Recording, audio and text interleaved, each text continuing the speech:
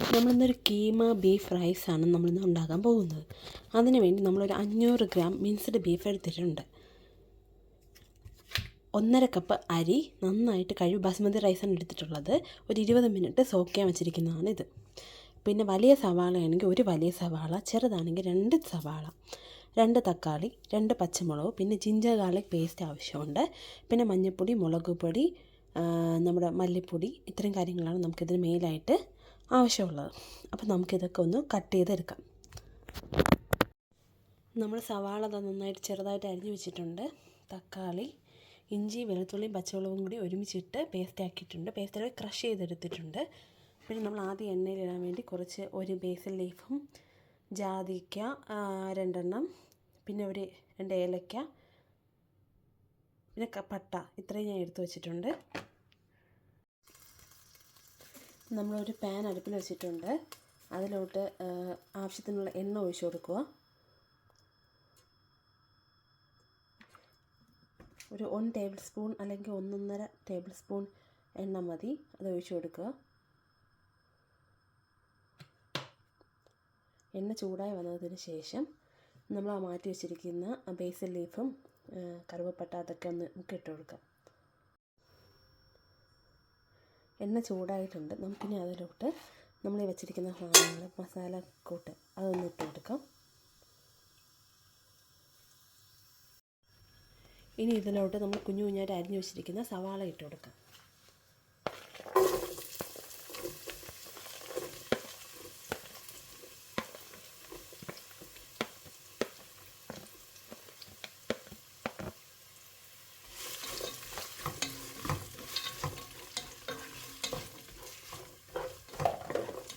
എന്നിട്ട് ആവശ്യത്തിന് ഉപ്പ് ഇതിലേക്ക് ഇട്ട് കൊടുക്കാം.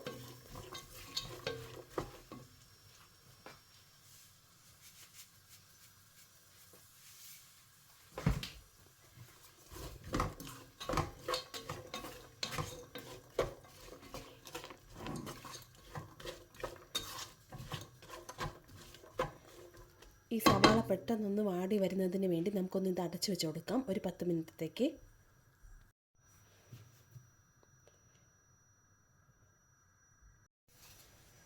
നമുക്ക് ഇടയ്ക്കിടയ്ക്ക് ഒന്ന് ഇളക്കി കൊടുക്കണം. അടി പിടിക്കുമോ നോക്കുന്നതിന് വേണ്ടിയാണ്.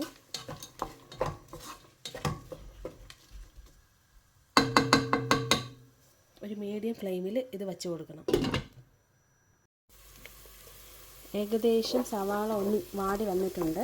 നമുക്കിനി ഇതിലോട്ട് ഇഞ്ചി, വെളുത്തുള്ളിയും പച്ചമുളകും കൂടി നമ്മൾ അടിച്ച് വെച്ചിരിക്കുന്ന ആ പേസ്റ്റ് ഒന്ന് ഇട്ട് കൊടുക്കാം. പേസ്റ്റ് എല്ലാം ചതച്ച് വെച്ചിരിക്കുന്നത് ഇട്ട് കൊടുക്കാം.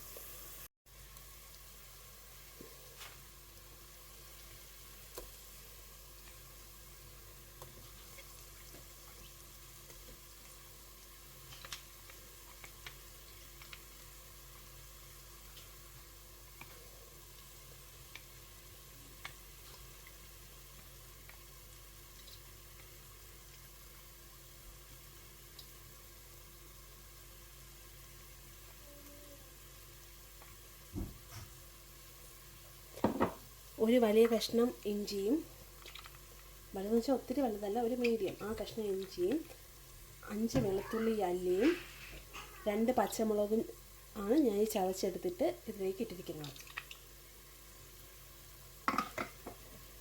നമുക്കിതൊന്ന് ഇളക്കി കൊടുക്കാം.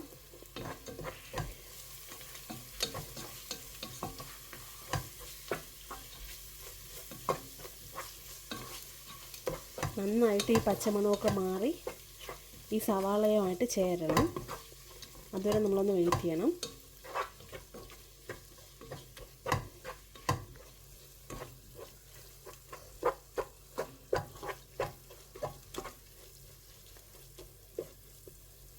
അടി പിടിക്കാതെ വെയിറ്റ് ചെയ്യണം.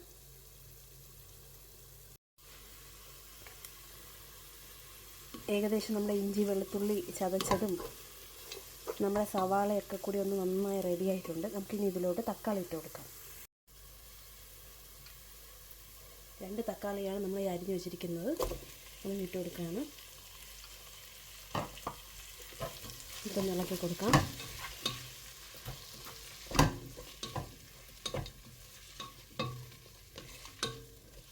ഒരുപാടൊന്നും അല്ലെങ്കിൽ തക്കാളി ഒന്ന് നന്നായിട്ട് വേവണം. അപ്പോൾ അതിന് വേണ്ടി നമുക്കിതൊന്ന് അടച്ചു വെച്ച് കൊടുക്കാം.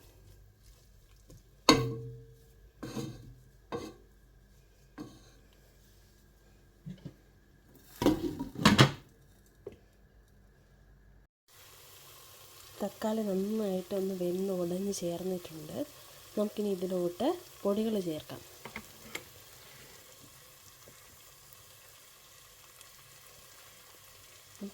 ഞാൻ സാധാരണ വീട്ടിൽ ഉപയോഗിക്കുന്ന ഒരു സ്പൂണാണ് യൂസ് ചെയ്യുന്നത് മെഷറിങ്ങിന് വേണ്ടി. ഇതിൽ ഒരു 1/2 ടീസ്പൂൺ മഞ്ഞൾപ്പൊടി,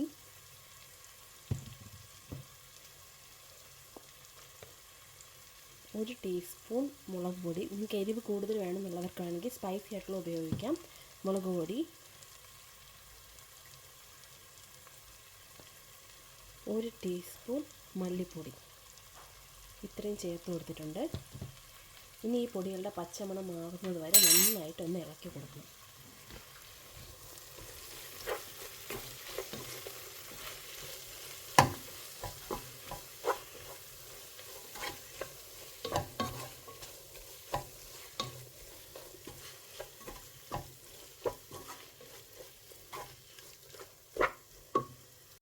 ഇനി നമുക്ക് നന്നായിട്ട് നമ്മളൊന്ന് ഇളക്കിയിട്ടുണ്ട്. നമുക്കിനി ഇതിലോട്ട് നമ്മുടെ മിൻസ്ഡ് ബീഫ് ഒന്ന് ഇട്ട് കൊടുക്കാം.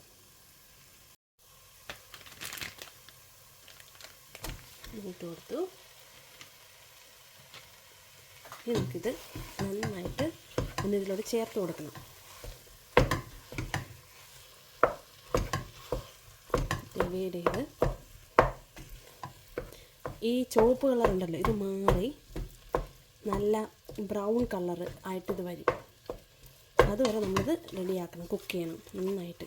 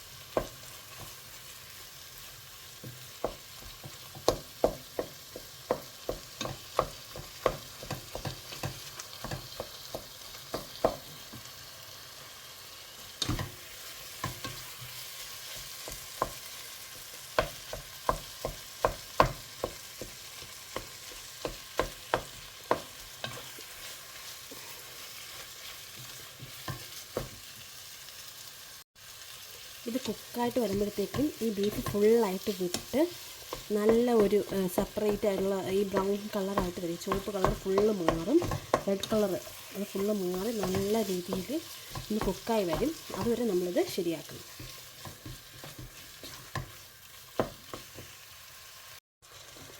നിങ്ങൾക്ക് ഈ കളറ് മാറി വരുന്ന കാണാൻ പറ്റും. ഇങ്ങനെ ഫുൾ കളറും ഇതിൻ്റെ മാറി നന്നായിട്ട് സെപ്പറേറ്റ് ആയിട്ട് വരും. അതുവരെ നമ്മളത് കുക്ക് ചെയ്യണം. നന്നായിട്ട് കുക്കായിട്ട് വരുന്നുണ്ട്. ഇനി ഇതിലൂടെ നമുക്കൊരു 1 ടീസ്പൂൺ ഗരം മസാല ഇട്ട് കൊടുക്കാം. വീട്ടിൽ തന്നെ ഉണ്ടാക്കിയെടുത്ത ഗരം മസാലയാണ്. ഒന്നിട്ട് കൊടുത്ത് നന്നായിട്ട് ഇളക്കി കൊടുക്കാം.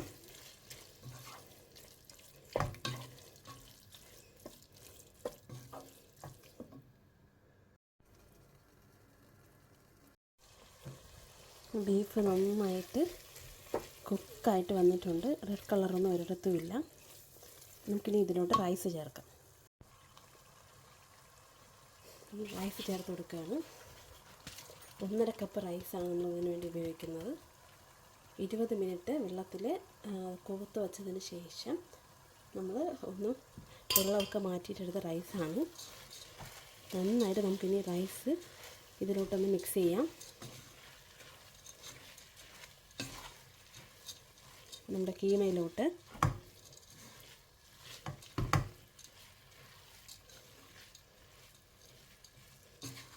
ഇനി നമുക്കിതിലോട്ട് ഒരു 3 കപ്പ് വെള്ളമാണ് നമ്മൾ ഒഴിച്ചു കൊടുക്കേണ്ടത്.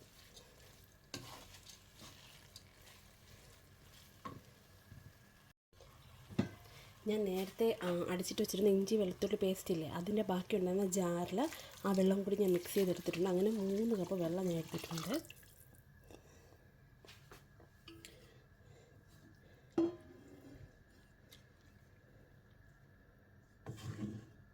ഇനി നമുക്ക് ആവശ്യത്തിന് ഉപ്പാണ്.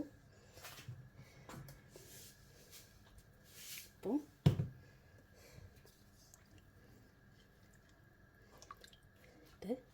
ഇനി കുറച്ച് മല്ലിയിലയും കൂടി പുറത്തോട്ടിട്ട് കൊടുത്തിട്ട് നമുക്കൊരു 30 മിനിറ്റ് അടച്ചു വെച്ച് വേവിച്ചെടുക്കാം. പുതിനയും ഇട്ട് കൊടുക്കുന്നുണ്ട്. പുതിനയില ഉള്ളവർക്ക് പുതിനയില ഇട്ട് കൊടുക്കാം. ഇത്രയും ഇട്ട് കൊടുത്തിട്ട് ഒന്ന് അടച്ചു വെച്ച് വേവിക്കുവാണ്.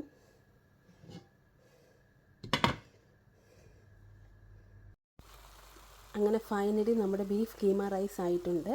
മിക്സ്ഡ് ബീഫിൻ്റെ നന്നായിട്ട് വെന്തിട്ടുണ്ട്.